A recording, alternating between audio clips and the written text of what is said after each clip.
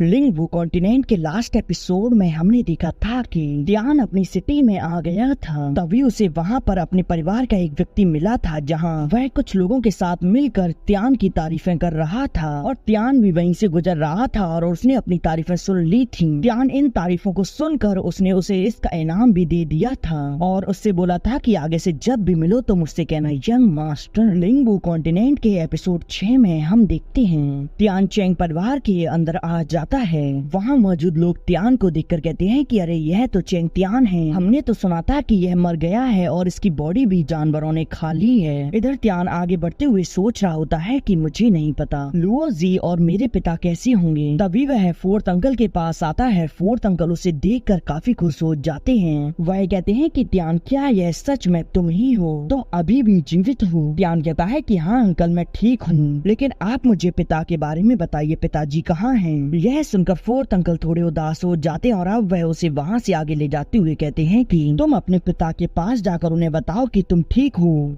जैसे ही उन्हें पता चलेगा वह घर से बाहर जरूर आएंगे। जब से उन्हें तुम्हारी खबर मिली है तब से वह इस कमरे से बाहर नहीं निकले हैं। त्यान गेट के सामने नील डाउन करते हुए कहता है कि पिताजी। तभी गेट के अंदर से काफी स्पीड से त्यान के पिता बाहर आते हैं। वह त्यान को उठाते हुए कहते हैं कि बेटा तुम वापस आ गए, मुझे तो तुम्हारी काफी ज्यादा फिक्र हो रही थी। इस पर त्यान कहता है कि पिताजी मुझे माफ कर देना, मैंने आपको इतनी चिंता में डाल दिया। इस पर उसके पिता कहते हैं कि त्यान तुम पर हमला किसने किया था। यह सुनकर त्यान बताता है कि मुझ पर हमला चेंग परिवार के पर्सन ने किया था। यह सुनकर चेंग फेंग कहती है कि तुम अब ठीक हो, मुझे यह जानकर काफी अच्छा लगा और अब मैं अंदाजा लगा सकता हूँ कि वह व्यक्ति कौन हो सकता है। पहले तुम अंदर चलो, हम उसे बाद में अच्छा सबक सिखाएंगे। इधर हम चेंग वू के पिता को देखते हैं जो कि काफी ज्यादा भड़क रहा होता है। वह चेंग वू पर चिल्लाते हुए कहता है कि गधे मैंने तुम्हें एक काम दिया था, वह काम भी तुमसे अच्छे से नहीं हुआ। पर चेंग वू बताता है कि पिताजी मैंने खुद उस पर हमला करके उसे उस पहाड़ से नीचे डेड सोल फॉरेस्ट में गिरा दिया था, लेकिन पता नहीं वह जिंदा वापस कैसे आ गया। तभी वहाँ खड़ा एक और पर्सन कहता है कि भाई आप नाराज मत होइए, यह हो गया, यदि वह वापस आ गया तो आप चिंता मत करो, आप बस प्रतियोगिता तक का इंतजार करो, उसे हम किसी न किसी तरीके से प्रतियोगिता में ही निपटा देंगे। साथ ही उस कंपटीशन में हम चेंग यू को फर्स्ट प्लेस लाने में मदद करेंगे, चाहे हमें इसके लिए किसी भी कंसिस्टेंस को पीछे हटने के लिए मजबूर ही क्यों न करना पड़े। यह सुनकर चेंग वू के पिता कहते हैं कि ठीक है और अब वह वहाँ पर अपनी पावर को रिलीज करते हुए चेंग वू पर चिल्लाते हैं। वह कहते हैं कि तुम मेरी नजरों के सामने से चले जाओ, तुम एक यूजलेस पर्सन हो। अब हम चेंग परिवार के ट्रेनिंग रूम को देखते हैं जहाँ पर त्यान कल्टीवेट कर रहा होता है। वह कहता है कि एनुअल मीटिंग करीब आ रही है, मुझे जल्द ही वॉरियर रियल्म से ब्रेक थ्रू करना ही होगा। और अब तभी उसकी एनर्जी रेड एनर्जी में बदल जाती है। उसके अंदर से वह मिस्टीरियस ऑरा बाहर निकलता है। वह कहता है कि अच्छा तो बच्चे तुम वॉरियर रियल्म से ब्रेक थ्रू नहीं कर पा रहे हो। इस पर त्यान कहता है कि कौन है, मेरे सामने आओ। और यह सुनकर एंशिएंट एम्परर उसके सामने आ जाता है। वह त्यान से कहता है कि तुम तो मार्शल आर्ट और स्पिरिट दोनों को कल्टीवेट कर रहे हो, तुमने वास्तव में बिना किसी मास्टर की मार्शल आर्ट स्किल और स्पिरिचुअल स्किल्स को सीखा है। सच में ऐसी प्रतिभा वाला व्यक्ति तो हजारों वर्ष में एक ही बार जन्म लेता है। लड़के तुम्हारे अंदर जो टैलेंट है वह काफी ज्यादा रेयर है। त्यान उससे कहता है कि 1 मिनट, क्या तुम अभी मरे नहीं हो। इस पर एंशिएंट एम्परर कहता है कि बेशक तुम्हारी सॉर्ड काफी ज्यादा स्ट्रॉन्ग थी, लेकिन वह मेरी सोल को हर्ट नहीं कर सकती। वही डेस्टिनी पर्सन हो, मेरा और तुम्हारे बीच का भाग्य एक दूसरे से जुड़ा हुआ है। केवल तुम ही उस सेलेस्टियल बुक की सहायता से मेरी ट्रू फॉर्म को रिकवर कर सकती हो। इस पर त्यान कहता है कि ठीक है मैं तुम्हारी मदद कर सकता हूँ, लेकिन वह मैं कैसे करूँगा। इस पर एंशिएंट एम्परर कहता है कि इसका उत्तर तो कहीं भी नहीं लिखा है, लेकिन परंतु त्यान उसे रोकता है और कहता है कि बस अभी रुक जाओ। सर्वप्रथम तुम मुझे यह बताओ कि तुमने मेरी बॉडी पर अपना कंट्रोल करने की कोशिश क्यों की। इस पर एंशिएंट एम्परर कहता है कि मुझे लगा था कि मैं तुम्हारी बॉडी को आसानी से कंट्रोल कर लूंगा, जिससे कि तुम्हारी बॉडी मेरी हो जाएगी, लेकिन इसे आजमाने के बाद मुझे पता चला कि मैं तुम्हारी बॉडी को कंट्रोल नहीं कर सकता, इसीलिए मैंने अपनी ट्रू फॉर्म को रिकवर करने के लिए नया तरीका सोचा है। पर त्यान कहता है कि लेकिन अब तुम दोबारा से मेरे साथ कुछ भी गलत मत करना, मैं तो तुम्हारी मदद करने को तैयार हूँ, लेकिन इससे मेरा क्या फायदा। एंशिएंट एम्परर कहता है कि अब तुम चिंता मत करो, जो लोग तुम्हें हार्म करना चाहते हैं उन लोगों के बारे में सोचो, वह लोग अपनी जिंदगी में कभी भी तुम्हारी बराबरी नहीं कर पाएंगे। और तो और मैं तुम्हें कंप्लीट 13 स्वॉर्ड स्टाइल भी सिखाऊंगा, साथ ही तुम्हारे वुहान आर्मर को भी और अपग्रेड करने के बारे में तुम्हें बताऊंगा। चलो तो बताओ इस सब के बारे में तुम्हारा क्या ख्याल है। इस सब इससे तो तुम्हारी काफी ज्यादा स्ट्रेंथ इंप्रूव हो जाएगी। पर त्यान कहता है कि परंतु मैं तुम पर भरोसा कैसे करूँ। यह सुनकर एंशिएंट एम्पर कहता है कि तो फिर चलो ठीक है, मैं तुम्हें तुम्हारे कॉन्शियसनेस वर्ल्ड में ले चलता हूँ। और यह कहकर जैसे ही वह अपनी पावर को एक्टिवेट करके उसके सर पर हाथ रखता है, त्यान तुरंत ही उस हेवनली बुक के वर्ल्ड के अंदर आ जाता है। वह उस जगह को देखकर काफी ज्यादा हैरान होता है। तभी एंशिएंट एम्पर वहाँ आ जाता है। एंशिएंट एम्पर कहता है कि यह हेवनली बुक का वर्ल्ड है जो कि तुम्हारी कॉन्शियसनेस के अंदर है। इसके अंदर केवल वही लोग आ सकती हैं जिनके पास वह हेवनली बुक हो। यह सुनकर त्यान उस हेवनली बुक को बाहर निकाल कर देखता है और कहता है कि क्या तुम्हारा मतलब इससे है। सुनकर एंशिएंट एम्पर उससे कहता है कि हाँ, यह हेवनली बुक का पावर ऑफ लॉ है। इसे बताता है कि तुम्हें हेवनली रोड को कंप्लीट करने के लिए 9 हेवनली बुक को एकत्रित करना होगा। मैं तुम्हें बताऊं, जब तुम डेड सोल फॉरेस्ट में गिरे हुए थे तब तुम्हें मर जाना चाहिए था, किंतु इस बुक ने तुम्हें खुद स्वयं चुना था। जब तुम्हारी जान बच गई थी, लेकिन तुम अभी भी सिर्फ 10 वर्ष तक ही जीवित रह सकते हो। मैं तो बस तुम्हें मरने नहीं देना चाहता, क्योंकि इससे मेरा एग्जिस्टेंस भी खत्म हो जाएगा। और यदि तुम जीना चाहते हो तो फिर तुम्हें बाकी 9 हेवनली बुक को भी एकत्रित करना होगा। यह सुनकर त्यान कहता है कि क्या मैं सिर्फ 10 साल और जीवित रह सकता हूँ। इस पर एंशिएंट एम्पर कहता है कि अब ज्यादा मत सोचो और इधर देखो, मैं तुम्हें यह मूव सिर्फ एक बार ही करके दिखाऊंगा, तो फिर ध्यान से देखना और सीखना। और अब वह वहाँ पर अपनी स्वॉर्ड को बाहर निकाल कर उसे 13 स्वॉर्ड स्टाइल के फर्स्ट सेकंड थर्ड मूव दिखाता है। ध्यान अपनी कॉन्शियसनेस से बाहर आकर कहता है कि इन स्किल्स का लेवल क्या है। एंशिएंट एम्पर कहता है कि तुम इस बारे में मत सोचो, तुम बस इन्हें प्रैक्टिस करो। जहाँ तक तुम्हारे वुहान आर्मर को अपग्रेड करने की बात है, तो फिर यह तुम्हारी प्रैक्टिस के साथ साथ खुद ही अपग्रेड होता जाएगा और बाद में तुम्हें जरूरत पड़ेगी तो मैं बाकी की बात तुम्हें बाद में बताऊंगा। चलो ठीक है, अब मैं वापस अंदर जा रहा हूँ। मुझे उम्मीद है कि तुम अच्छी तरह से प्रैक्टिस करोगे। त्यान कहता है कि 1 मिनट, आप पहले अपना नाम तो बता दो, आपने तो अभी तक अपना नाम भी नहीं बताया। इस पर एंशिएंट एम्पर मुस्कुराते हुए कहता है कि तुम मुझे मास्टर जियांग कह सकते हो। और अब वह उसके पास आकर उसके कान में कुछ कहकर वहाँ से चला जाता है। परंतु यह सुनकर त्यान काफी ज्यादा गुस्सा होता है। वह कहता है कि तुम्हारी हिम्मत कैसे हुई मेरे ऊपर कर्ज लगाने की। और अब त्यान कुछ समय तक अपने ट्रेनिंग रूम में ट्रेनिंग करता है। वह ट्रेनिंग करने के बाद कहता है कि आखिरकार मैंने पहली 2 मूव को इम्प्रूव कर लिया, लेकिन यह थर्ड मूव अभी तक मेरी समझ में नहीं आया। परंतु मेरा वुहान आर्मर तो लेवल 2 पर पहुंच गया है। तभी एंशिएंट एम्पर उससे कहता है कि तुम्हारे सामने शायद ही कोई वॉरियर रियल्म का पर्सन टिक पाएगा। तभी त्यान को बाहर से लुओग जी की आवाज सुनाई देती है। यह सुनकर वह बाहर जाने लगता है। तभी हम बाहर देखते हैं लुओग जी चैंग वू पर भड़की हुई होती है। वह चैंग वू पर हमला करते हुए कहती है कि ने सुना है जब त्यान उस पहाड़ से नीचे गिरा था तब तुम भी वहाँ पर थे। वहाँ खड़े लोग आपस में बात कर रहे होते हैं कि ऐसा लग रहा है कि सिस्टर लुओग जी आज चैंग वू को जीवित नहीं छोड़ने वाली। लुओग जी चैंग वू पर हमला कर देती है, लेकिन तभी वहाँ पर एक अटैक आकर उसके अटैक को डिस्ट्रॉय कर देता है। और अब वहाँ पर युन वी के सामने आकर खड़ी हो जाती है और अब वह दोनों लेडी एक दूसरे के आमने सामने होती हैं। तभी वहाँ पर त्यान आ जाता है। लुओग जी त्यान को देखकर उसके गले लगते हुए कहती हैं कि क्या तुम अभी भी जीवित हो। इस पर त्यान कहता है कि हाँ, तुम्हें मेरे लिए परेशान होने की जरूरत नहीं है। और अब त्यान चैंग वू से कहता है कि चैंग वू मुझे बताओ, मुझे तुम्हें पनिश करना चाहिए या फिर नहीं। चैंग वू अपनी बहन के पीछे छिप कर कहता है कि तुम बस कुछ समय के लिए मेरा इंतजार करो, जैसे ही मैं कल्टीवेट करके अपनी पावर को बढ़ा लूंगा मैं तुम्हें नहीं छोड़ूंगा। यह सुनकर उसकी बहन उसे शांत कर देती है। इधर लुओग जी उस पर हमला करने के लिए अपनी पावर को एक्टिवेट कर लेती है, परंतु त्यान लुओग जी को रोककर कहता है कि तुम्हें इस पर अपनी स्पिरिचुअल एनर्जी को बर्बाद नहीं करना चाहिए। वहीं पास ही में खड़ा चैंग यांग यह सब कुछ देख रहा होता है। तभी त्यान तिरछी निगाहों से उसकी ओर देखता है। यह देखकर चैंग यांग त्यान को ग्रीट करते हुए कहता है कि यंग मास्टर। यह देखकर त्यान कहता है कि हाँ चलो, इसे तो समझ आ गया, अब मुझे धीरे धीरे करके ऐसे ही अपना भौकाल बनाना है। और इसी के साथ यह एपिसोड यहीं एंड हो जाता है।